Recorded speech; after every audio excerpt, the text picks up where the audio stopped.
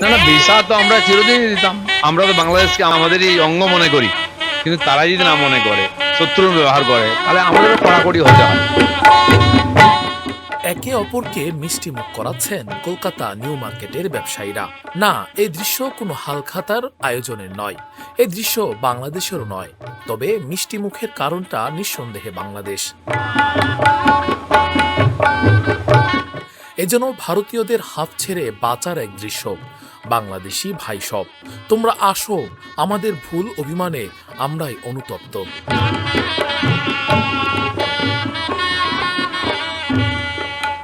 যে বাংলাদেশিদের জন্য 2 বছর ছিল নো ট্যুরিস্ট ভিসা, সেই বাংলাদেশিদের ফেরার খবরেই এমন হাসি ফিরেছে মিনি বাংলাদেশ খ্যাত কলকাতার নিউ মার্কেটে। বাংলাদেশি পর্যটকদের অন্যতম প্রধান গন্তব্য এই বাজারে ভিসা কার্যক্রম পুনরায় শুরুর আনন্দে মিষ্টি মুখ করেছেন ব্যবসায়ীরা।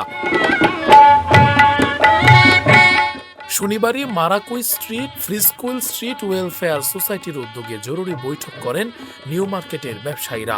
এমনকি এই বৈঠকে পর্যটকদের নিরাপত্তা ও প্রয়োজনীয় সেবা নিশ্চিতে 36টি সিসিটিভি ক্যামেরার কার্যকারিতাও যাচাই করা হয়।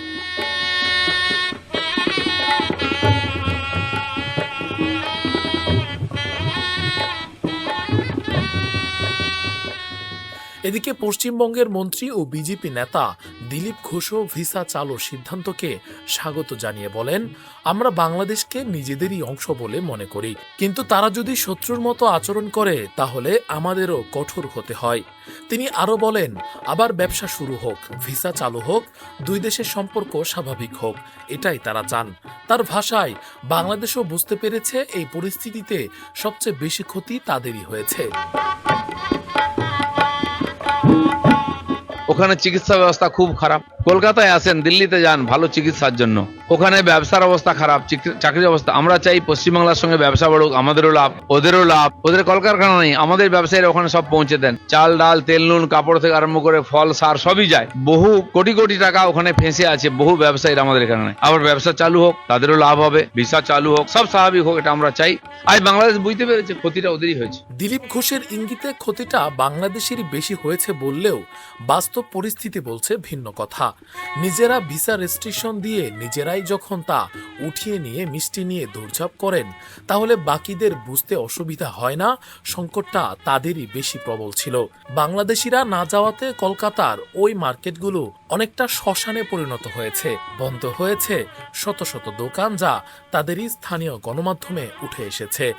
উল্লেখ্য, 2024 সালের জুলাই পরবর্তী রাজনৈতিক পট পরিবর্তনের পর ভারত বাংলাদেশিদের জন্য পর্যটন ভিসা স্থগিত করে। এমনকি নিরাপত্তার কারণ দেখিয়ে কিছু হোটেল আর হাসপাতালও বাংলাদেশিদের সেবা দিতে আপত্তি জানায়। আর আজ সেই বাংলাদেশিদের ফেরাতে নিরাপত্তা বৈঠক করছে, সিসিটিভি পরীক্ষা করছে, মিষ্টি বিলাচ্ছে কলকাতার ব্যবসায়ীরা। তীব্র অহংকার অহমিকার যে দেয়াল তিলে তিলে গড়ে উঠেছিল, সময় যেন তা ভেঙে চুরমার করে দিল। Rakibul Islam Rais, face the people, desk report.